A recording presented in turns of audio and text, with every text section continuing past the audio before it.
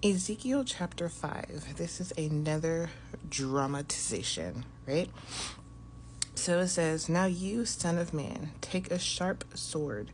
Use it as you would a barber's razor." So y'all know how those are used. "And shave your head and beard. Then take a set of scales and divide the hair, so evenly. You are to burn a third of it in the city when the days of the siege have ended." So this represents those who were burned. "You are to take a third and slash it with the sword all around the city." So this would be like the enemy invasion. And so it would be scattered people, unalived people around the city. "And you are to scatter a third to the wind." So these would be the people who would be actually scattered out of the city who escape. They would be the remnant. "For I will draw a sword to chase after them. But you are to take a few strands from the hair and secure them in the folds of your robe." So these are those who survived and who Adonai kept. So I guess like the righteous, those who did obey him, because not everybody, right? Not everybody was being disobedient. "Take some more of them, throw them into the fire, and burn them in it. A fire will spread from it to the whole house of Israel." So Israel will be like center stage, so everyone can see. "This is what the Lord God says. I have set this Jerusalem in the center of the nations, with countries all around her. She has rebelled against my ordinances with more wickedness than the nations, and against my statutes more than the countries that surrounded her. For her people have rejected my ordinances and have not walked in my statutes." So they've done worse than everybody around them. All the surrounding cities, they've done worse, right? And they're supposed to be leading by example, right? But they're not. "Therefore, this is what the Lord God says. Because you have been more insubordinate than the nations around you, you have not walked in my statutes or kept my ordinances. You have not kept the ordinances of the nations around you."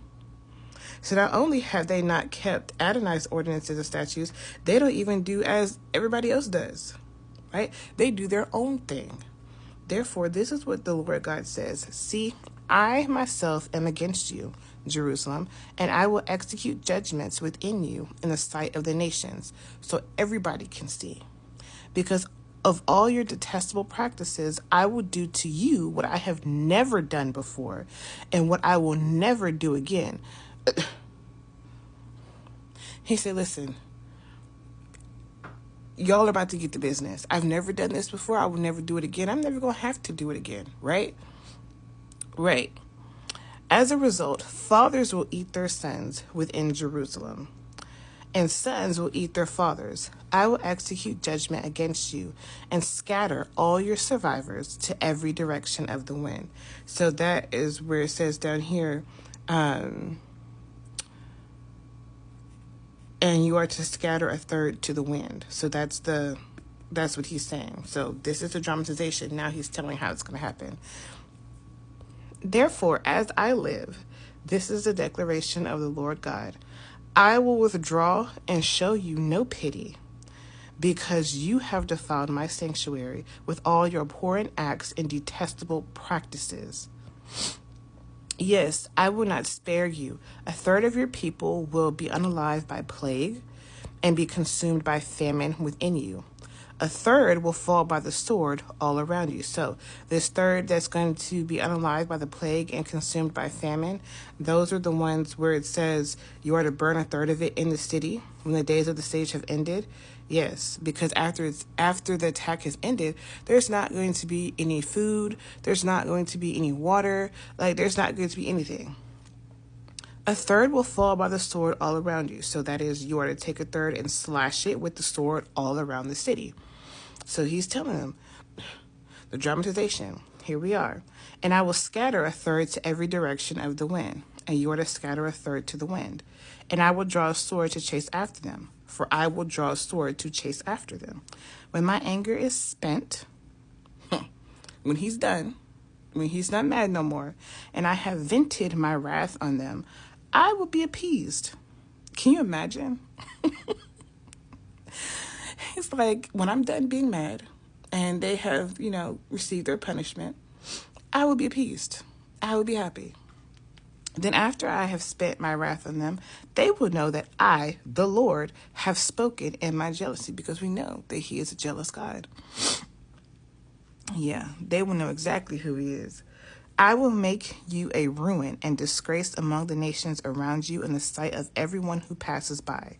So you, or she, because, a lot of times he refers to Israel or Jerusalem, all as female.